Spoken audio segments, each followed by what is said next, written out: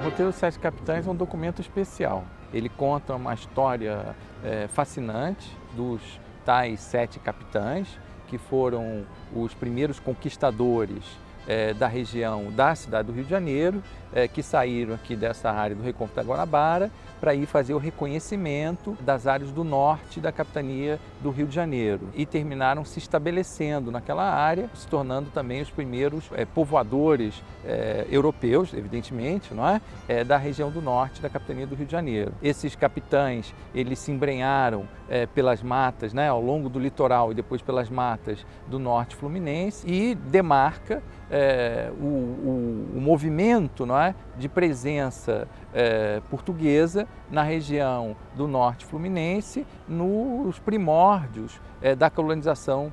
A gente pode ler no documento essa aventura que contagiava esses personagens que tinham um quê de militares, tinham um quê de agricultores, tinham um quê de curiosos, não é? Que descobriam coisas novas, não só a curiosidade, mas a capacidade de liderar com o diferente, e não só com a natureza, mas também com a possibilidade, não é? Do perigo, do risco, seja o perigo ou o risco natural, dos animais selvagens, do desconhecido da mata, mas também, naturalmente, o perigo indígena. O documento faz essa memória para justificar a posse deles das propriedades que eles teriam recebido por essa dedicação à coroa e ao processo de colonização portuguesa. Esse documento é escrito na época do governador-geral do Rio de Janeiro, o Salvador de Sá e Benevides, que tinha ali uma aliança com os jesuítas e que tinha interesse na expansão do controle de terras daquela região, em detrimento dos pequenos proprietários e que eram justamente os primeiros colonizadores daquela região.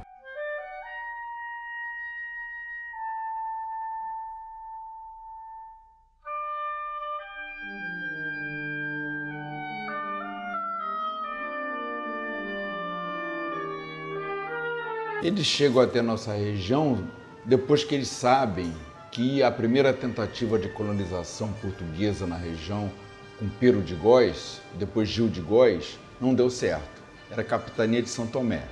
Então, como não deu certo, ela foi devolvida à coroa portuguesa. Quer dizer, capitania é uma coisa, sesmaria é outra. Capitania tem, assim, um poder político e sesmaria é só o econômico. Então, sabedores de que essa região tinha sido devolvida à coroa, 7 proprietários rurais do Rio de Janeiro e de Cabo Frio, que tinham posses, requereram essa área entre o Rio Macaé e o Rio Iguaçu, que hoje dele só resta o Açu, a Lagoa do Açu, pediram essas terras a título de sesmarias. Os jesuítas pediram também, isso em 1627. Pediram também, mas os 7 capitães, que são esses 7 proprietários, chegaram primeiro e fizeram a primeira expedição deles 5 anos depois, em 1632. A primeira tentativa de chegar até a área que eles requereram e ganharam, vieram da Bahia do Rio de Janeiro, que hoje é a Baía de Guanabara, passaram em Cabo Frio, porque havia um deles lá esperando, e rumaram para Macaé. Chegando em Macaé, a tentativa deles foi sair numa sumaca, quer dizer, um barco maior do que o normal, por mar, para desembarcar no Farol de São Tomé, que já tinha esse nome em função dos nomes dados pela primeira expedição portuguesa que veio ao Brasil em 1501. Eles tentaram descer aqui, ancorar aqui, não conseguiram porque o mar estava muito violento. Aliás, o mar aqui nessa costa é muito violento. Um deles caiu na água e nadou até o litoral e conseguiu se salvar. Então eles voltaram até Macaé e acharam por bem fazer essa viagem a pé. Então eles vieram pela Restinga, né, e até eles relatam que andando do lado da praia era problemático, porque a praia é inclinada, isso cansava. Andando em cima da coroa da praia também é complicado, porque afunda. Então eles desceram, foram para o interior, que é mais plano e é mais sólido. E aí eles vieram de Macaé com burro, cavalo, né, escravo, índio, e subiram, foram até a Lagoa Feia. Nesse ponto aqui, eles encontraram um grupo indígena. E então esse grupo indígena levou os 7 capitães e a sua comitiva até a Lagoa Feia. E um dia muito tempestuoso, eles ficaram assustados com aquilo, que ficaram fascinados, né? Com uma lagoa enorme, que eles chamaram de Mar de Água Doce, no interior, e era tão violento, os ventos eram tão fortes, que eles deram um apelido a ela de Feia, né? Que aí ficou o nome de Lagoa Feia. Daqui dessa ponta, então, Saco da Farinha, eles desceram e foram até o Cabo de São Tomé, onde encontraram um outro grupo indígena também, bastante organizado e que recebeu os 7 capitães com bastante hospitalidade, embora os 7 capitães já tinham aquela notícia de que aqui havia índios brabos, como chamavam, né? Então eles vieram com o dedo no gatilho, esperando algum ataque. Aí um deles disse, não, aqui os índios ferozes passaram para o outro lado do Rio Paraíba e eles têm um chefe que é muito violento. Na verdade, é o mito mesmo dessa história de que o perigo está sempre mais distante do que a gente pensa que está. Então, aqui eles encontraram um negro, que eles supõem que tenha sido um escravo fugido, que diz que era da nação Kisama, e daí esse nome acabou sendo usado para Kissamã. Encontraram outros degredados que já sabiam falar a língua nativa e sabiam falar também o português, então esses degredados é que foram os intérpretes dos 7 capitães, que receberam muito peixe, muita caça, né? E, quer dizer, gostaram dos índios aqui, quando partiram de volta, deixaram um índio, o Valério da Cursunga, cuidando de um curral, talvez em Campo Limpo, né? Que teria sido o primeiro núcleo não, mas seria o primeiro ponto de povoamento. Depois eles retornaram no ano seguinte e aí sim a expedição é bem complicada porque eles não ficam só na costa, eles andam para o interior também, chegam até a margem do Rio Paraíba, levantam uma série de lagoas. Eu chamo essa segunda expedição de um testamento de Adão para a nossa região, porque os nomes de lagoas foram dados, né? A Lagoa de Saquarema, por exemplo, um crítico que já escreveu sobre o roteiro dos 7 capitães, disse que essas lagoas estão colocadas num lugar diferente, que elas deviam estar na região dos lagos. Então o documento é falso por isso. Disse, essas lagoas existiram aqui, foram drenadas. Lagoa de Saquarema é uma grande, Saquarema é pequena, e em Poço Gordo. Depois desceram, foram acompanhando o Rio Paraíba do Sul até chegarem no que hoje a gente conhece como Rio Doce ou Rio Água Preta, que virou o canal do Quitinguti. E então aqui eles desceram esse Rio Água Preta até o Rio Iguaçu, que hoje é a Lagoa do Açu, e voltaram para o ponto deles, para o acampamento deles. Foi aí que eles deixaram um outro índio, logo depois da Lagoa Feia, e fizeram aqui um oratório em alusão a São Miguel. E a terceira viagem foi mais uma viagem de tomar posse mesmo, de verificar como é que as coisas andavam. Depois disso, nenhum deles ficou aqui. Eles deixaram os herdeiros que ficaram aqui, que se instalaram aqui, e aí então, verificando que essas terras eram boas para criação de gado, para plantio, o governador do Rio de Janeiro, Salvador Correia de Sá e Benevides, requereu agora a capitania para o irmão e para o sobrinho. Quer dizer, então os 7 capitães se sentiram injustiçados, os herdeiros dos 7 capitães. E aí eles escreveram, inclusive, um documento que parece que esse sim é um documento falso, em que Salvador Correia de Sá foi chamado de cobarde, né? E aí, mas Salvador de Correia de Sá, a crítica positivista de Salvador Correia de Sá podia ser chamado de tudo, menos de covarde, porque ele era muito corajoso. Sim, mas a covardia que ele fez aqui contra os 7 capitães foi um ato registrado, né? Então, ele, na verdade, depois disso tudo, a área foi dividida em 4 grandes proprietários. Salvador Correia de Sá e Benevides, a família dele, né, que são os assecas, depois os jesuítas, os beneditinos e os herdeiros dos 7 capitães.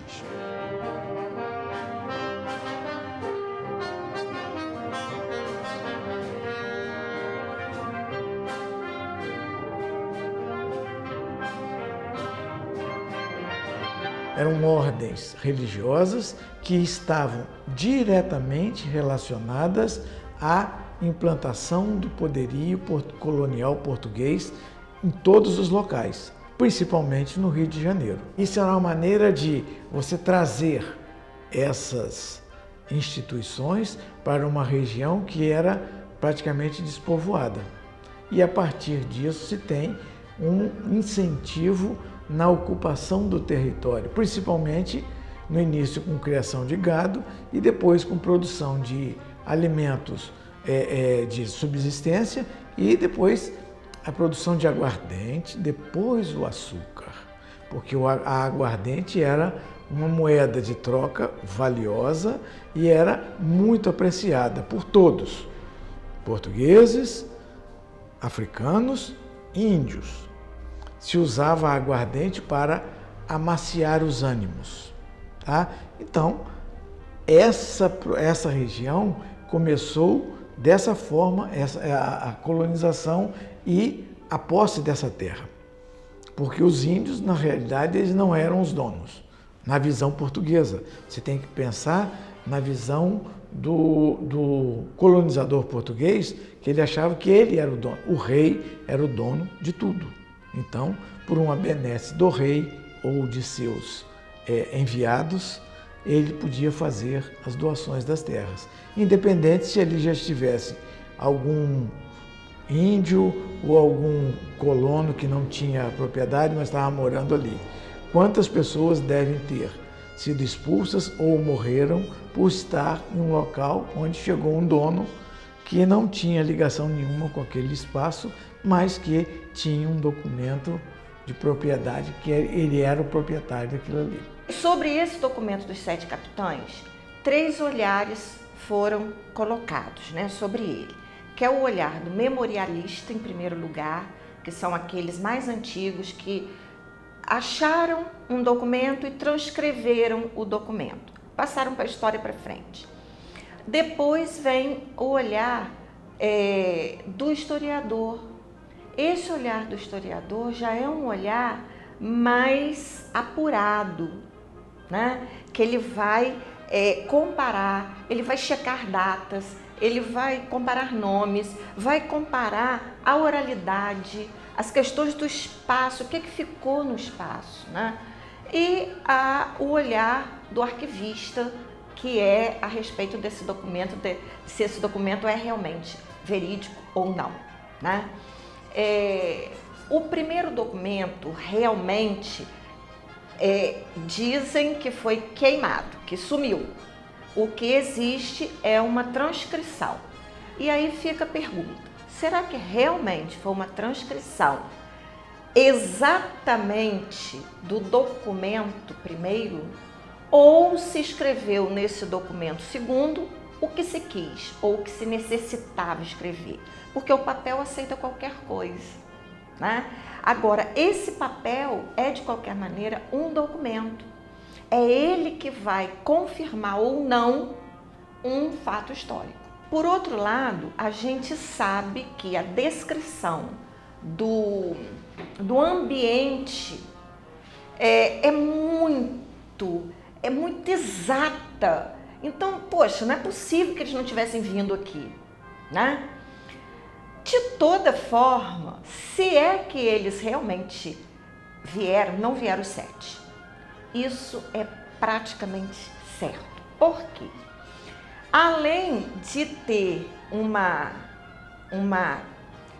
coisa meio que camuflada nesse documento, porque as datas de assinatura desse documento, se comparadas com as datas de cartório, vai contar que 3 desses capitães já eram mortos quando o documento foi assinado.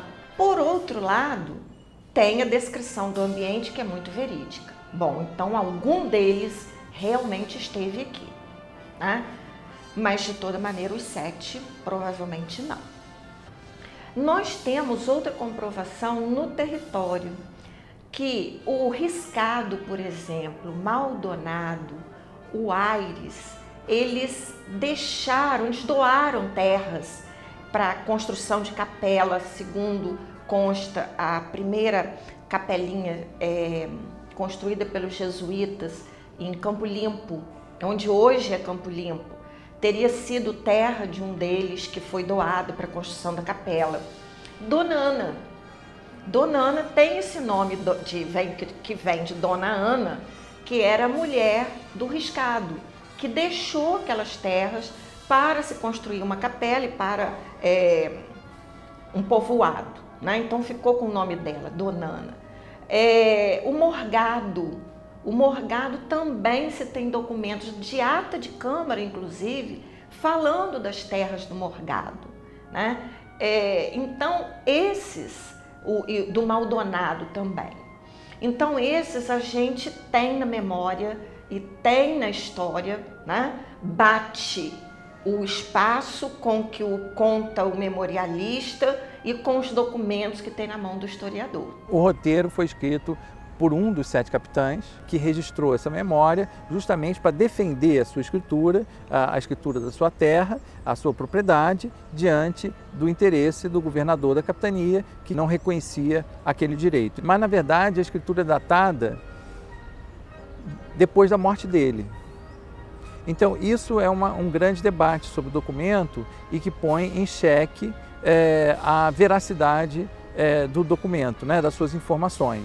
A gente não pode dizer que o documento não seja autêntico, porque ele tem todas as características de um documento de época. O que pode se discutir é se ele foi um documento verídico, se estava ali era verdade. O fato é que ele é muito lógico, a narrativa é muito, inclusive com informações complementares, a gente percebe que ele faz sentido, ele seria, digamos assim, fiel aos fatos. Existiu esse conflito de interesses de propriedades no Norte Fluminense nesse contexto do governo de Salvador de Sá Benevides. Mesmo que ele tenha sido um documento produzido de um modo inusitado, ele não deixa de ser um documento com informações que permitem a gente compreender a complexidade de organização do domínio territorial daquela terra por parte da colonização portuguesa. Dificilmente eu acredito que um capitão desse tipo fosse letrado a tal ponto de fazer uma escritura, né? Então, seguramente o documento sofreu uma intervenção ali de um escrivão. Nós não conhecemos o original, mas a gente sabe que era um documento em 3 vias, portanto era um documento que não era um documento escrito de próprio punho, era um documento de cartório, que um escrivão transcreveu num livro. Então eu acredito que todo esse processo, né, explique um pouco a história da datação desse documento. Mesmo que não tenha sido do próprio capitão, mesmo que não tenha sido criado por alguém, ele é de alguém que esteve naquele contexto, não é? Porque ele é perfeitamente coerente e consistente com o contexto e reflete, sobretudo, o desafio que é a disputa sobre a propriedade, o direito de propriedade que as famílias daqueles 7 capitães tinham ou não tinham. Esse documento foi publicado primeiramente pelo Instituto Histórico e Geográfico do Brasil na revista deles. E eu queria saber se era verdade ou não isso, porque essa discussão já vem de longa data, é falso, né? Então vamos ver.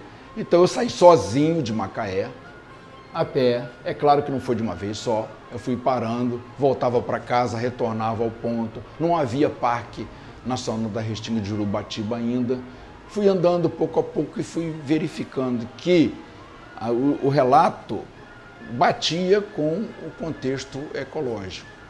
E, inclusive, certos nomes de lagoas, como a Lagoa de Carapebus, né, existe a Lagoa de Carapebus, a Lagoa Fedorenta, que eu falei, essa lagoa não existe mais, mas examinando mapas antigos, ela está lá. Então, a geografia é perfeita.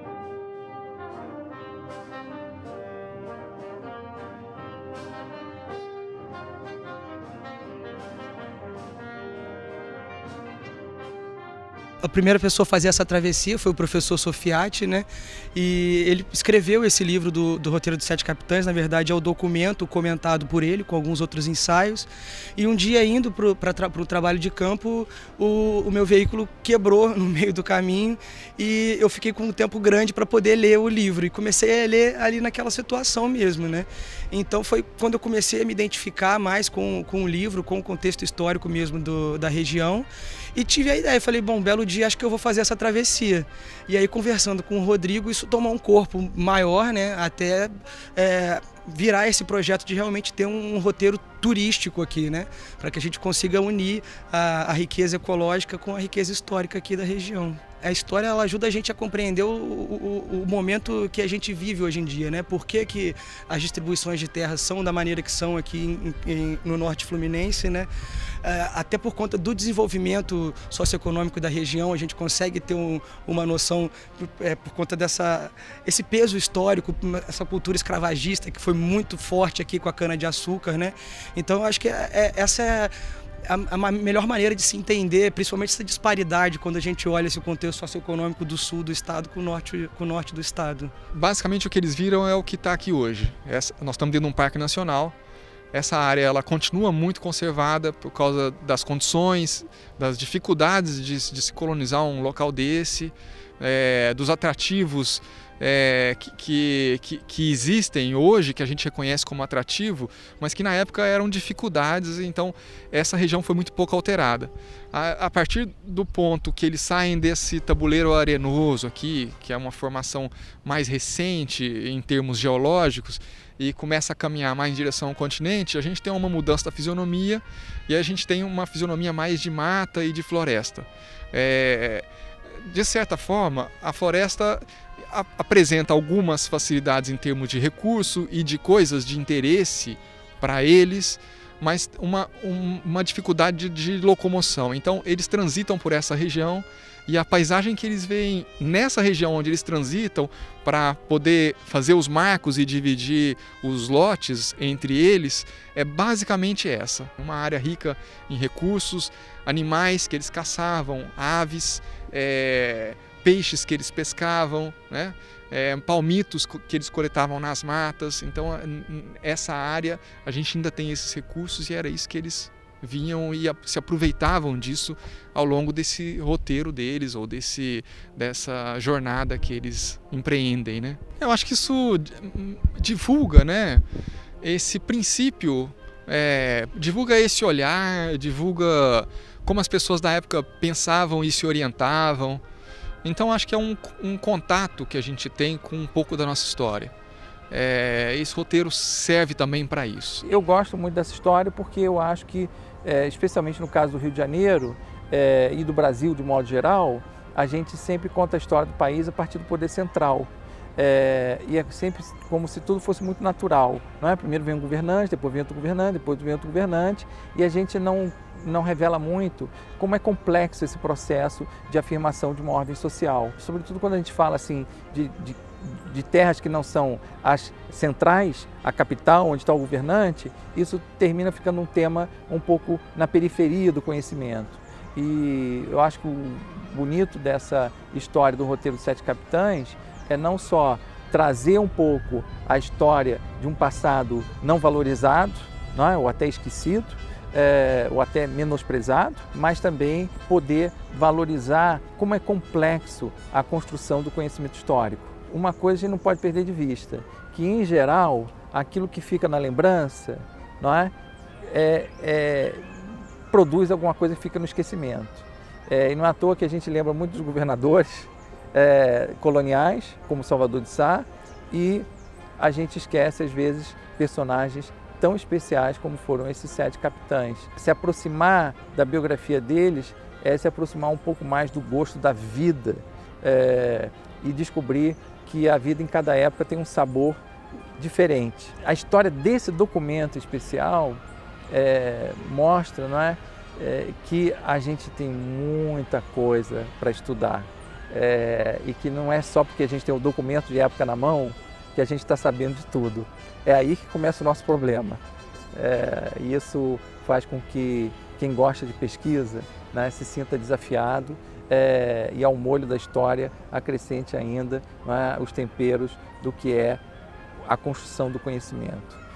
Isso eu acho que não tem coisa mais gostosa do que você descobrir que o mundo tem um horizonte vasto e que está sempre se ampliando. E aí quando a gente junta o presente, o passado e descobre que o passado em cada época é visto de outro jeito, nossa, isso não acaba nunca. E a gente percebe quanta coisa a gente tem para fazer e ao mesmo tempo viver o drama, não é? Do que é o conhecimento, de entender a realidade, mas ao mesmo tempo descobrir que isso é muito, dá uma sensação de que a gente tem razão de viver.